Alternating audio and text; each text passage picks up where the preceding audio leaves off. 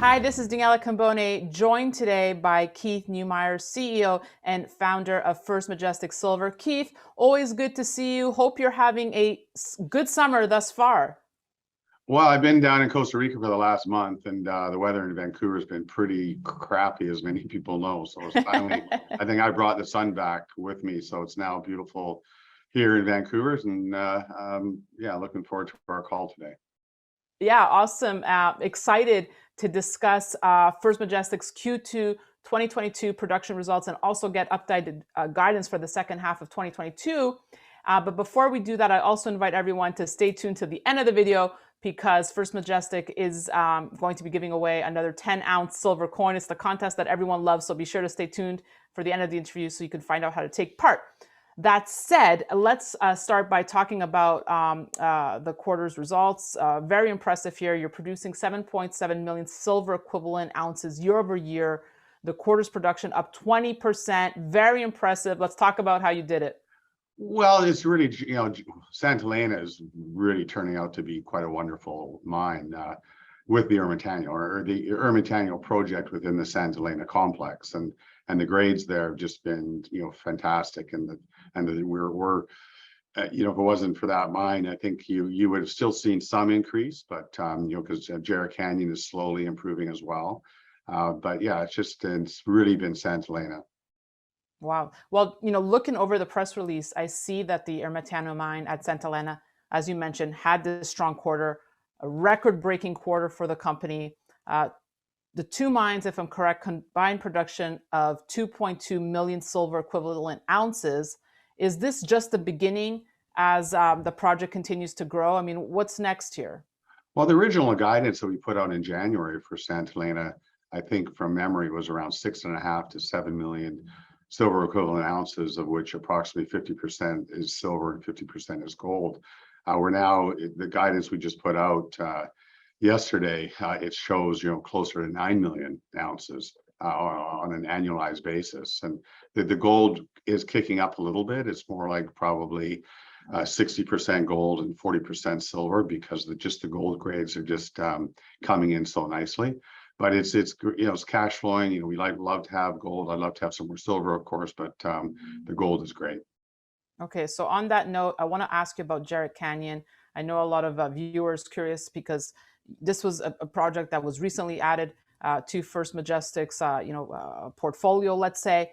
But production at Jarrett was down quarter over quarter, and the costs remain high. So I want to know what the strategy for Jarrett is for you guys, and when can shareholders expect to see the improvements here?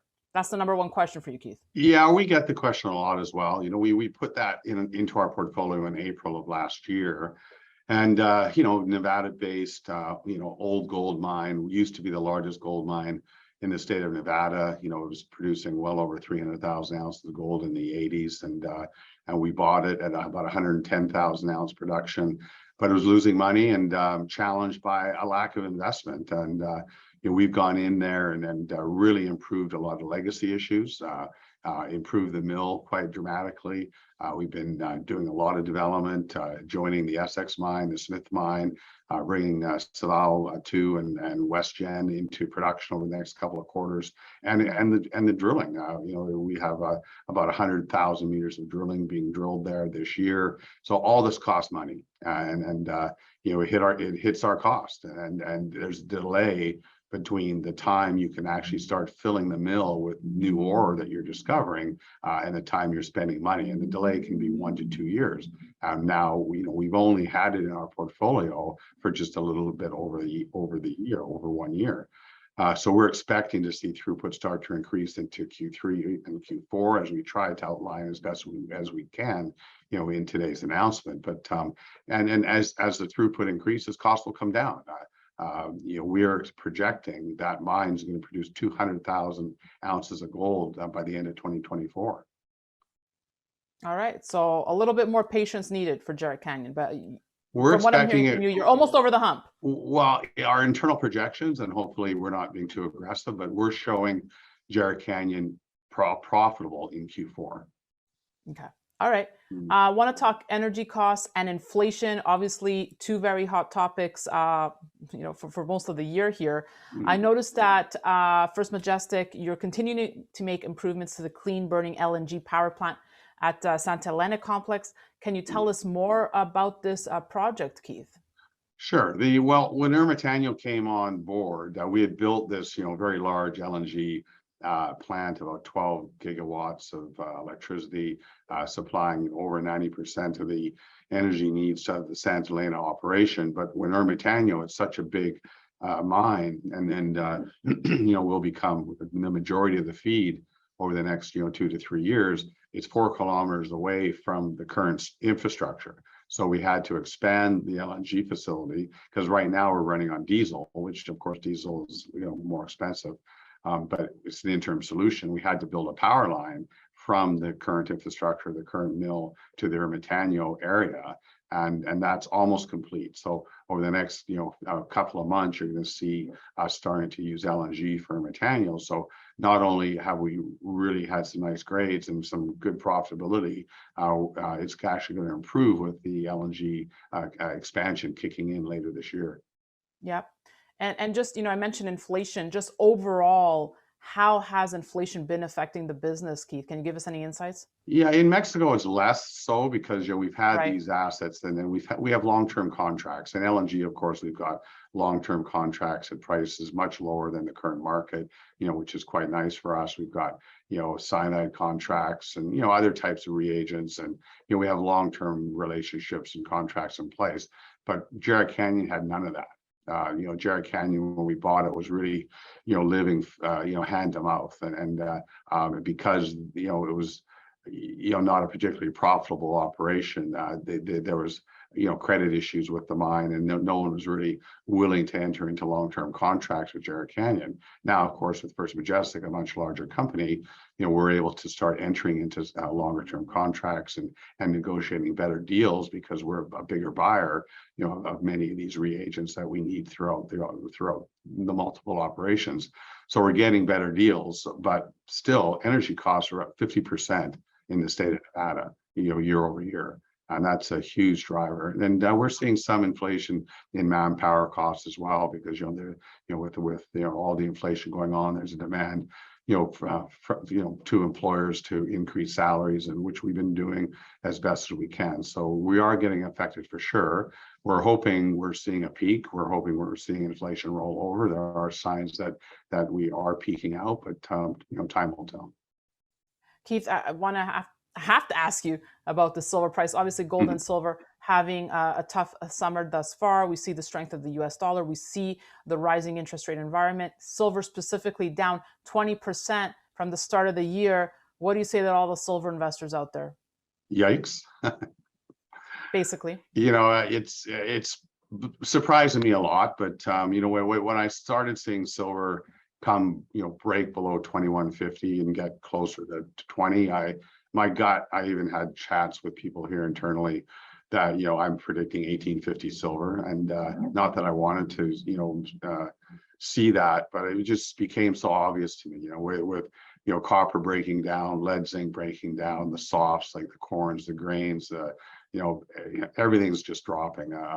And finally oil cracked. Oil did get up to approximately 140, and there was speculation that we could see $200 oil. Obviously that didn't happen. Oil was broken below 100 now and kind of fluctuating around 100 a barrel. Some people are predicting $80 oil, but there's still others out there still predicting $200 oil. So it's really tough to see. It is a big driver. Oil has so much influence on the mining sector because that's where all the chemicals come from. Whether it's ammonia, whether it's cyanide, lubricants, oils and things like that. It all comes from fossil fuels. So it is a big factor. Okay, so that's the main driving factor behind the price drop, is what you would say? I think there's a view that we're going into a worldwide recession. And I think Right. that silver is getting caught in the whole base metal drop. And Right. after all, what's frustrating about silver to me is it has two faces. And, you've heard me talk about this before. sometimes, gold will rally, and if copper's down that day, silver could be flat. And other days, if copper's up, gold's up, silver will be up. Other days, if gold is down and copper's up, silver might be up, it might be down, it might be flat. It's one of these strange metals that no one can really decide. Is silver a precious metal, or is it an industrial metal? I call it a strategic metal. I came up with that phrase many years ago, due to my views on the necessity of silver in the world. But obviously, there's it is being sold right now, unfortunately, and I think it's creating a great buying opportunity, but we'll see. And if I could just bring up the gold silver ratio, which I know is one of your favorite topics. Mm-hmm. I just looked at it the other week, and it was at over a 2-year high, coming in around 93-1. Mm-hmm. Right? Historically, we're at 60-1. So, yeah, buying opportunity. Well, I was listening to Mike Maloney the other day. I guess a couple of days ago, he had a piece on the ratio, and some people don't think the ratio is important. I actually do think it's quite important. And he showed a 50-year chart, and it's only broke over 93 times in 50 years. So that would suggest to me it's a great time to be buying. So let me ask you this: at these prices, at these levels, how are silver miners making money? I mean, on average, what's the all-in sustaining cost for the industry? It's a tough number to come up with because every mine is so different. If it's a primary silver mine, for one, there's not that many primary silver mines around. I would define a primary silver mine, with a mine or a mine that has more than 50% of its revenue from the sale of silver. Most mines don't have that. There's lots of mines out there that are gold mines that have a 20 to 30% credit, or they're zinc mines that maybe have a 20 or 30% credit. That company might report them as a silver mine. I remember years ago, when I won't name, I was going to name the company name, but I won't do that. But maybe that's not. This is before we had all in sustaining costs, when we were just reporting cash costs, and this company was reporting a negative $5 an ounce production costs, and it was quite fascinating how this company could actually produce silver at a negative number. And the reason why is because they had so much zinc that was crediting to the silver that the zinc was paying for the mine, and the silver was basically free. It was actually less than free, minus $5 free. So because of the zinc. Now, in our case, San Dimas is a 50% gold, 50% silver. At current metal prices, it's making money. Santa Elena is about the same. Call it Ermitaño has got a little bit more gold, so it's 60% gold, 40% silver. So it's not even a primary silver mine anymore. It used to be, but it's making money. But it's making money because of the gold. And then you look at La Encantada. It's 100% silver. It's our only mine that's actually got 100% silver, and at current metal prices, it's still making money. It's getting close. And at $18, it's starting to get a little challenging. So let me ask you, Keith. You can rough it out, but for other silver miners, I mean, do you think this will flush out some companies because they just can't keep up with the pace of inflation? They can't keep up with the lagging price of silver, that it will hurt some miners? Could we see the disappearance of some companies? It's very possible. We're looking around. I love buying distressed assets. As Jarrett Canyon, as it was a distressed asset when we bought it, we're turning it around. San Dimas was distressed, and we turned it around, and that's what we do. So if we find distressed assets out there due to those types of reasons, we'll pounce in and grab them for sure. Let me ask you this: in the past, when silver was lagging, you've held back production. Is that a strategy you're looking to repeat? We did hold back some production in Q2. It wasn't a huge amount of ounces. I think it was about 250,000 ounces we held back, because the last couple of weeks of June, the silver price just dropped so much, and I just stopped selling because I just got so frustrated with it. And we actually started buying back some stock. We bought 50,000 shares of First Majestic stock in the market because the share price is just, not looking particularly good. I guess just to wrap here, Keith, just share with us some catalysts that shareholders can look forward to and prepare for in the second half of the year. Well, talking about silver, I think we're going to end off on a positive note. I think we will see the Fed pivot sometime later this year, and who knows when. I don't have a crystal ball, but once the market wakes up to the fact that the Fed is done, and they could potentially start cutting again, maybe in 2023, and then. But once the market realizes that they're done hiking, I think that's going to be the floor on gold, and that's going to then start to affect silver. And I think that's going to happen prior to the end of the year. We did see Goldman Sachs come out with a 2,500 gold target, for the end of 2022, which surprised me.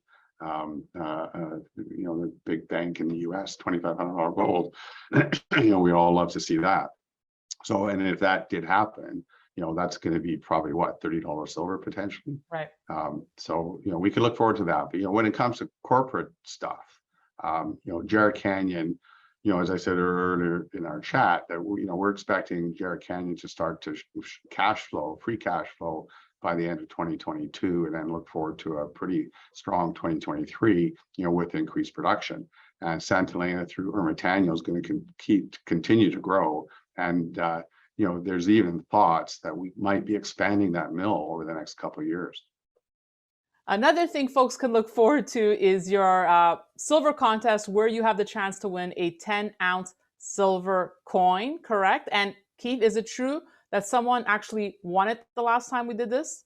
Yeah, so absolutely. We have winners every time we do this. Yep. It's quite exciting. Okay, so here are the rules. Well, I'm surprised because you have to guess the price of silver for a specific date to the penny. So for the folks new to the contest, here are the rules again. You have to guess the Kitco spot closing silver price to the penny on August 19th of 2022 to win the 10-ounce silver coin. All entries must be entered on First Majestic's YouTube comment section by August 5th at 11:59 p.m.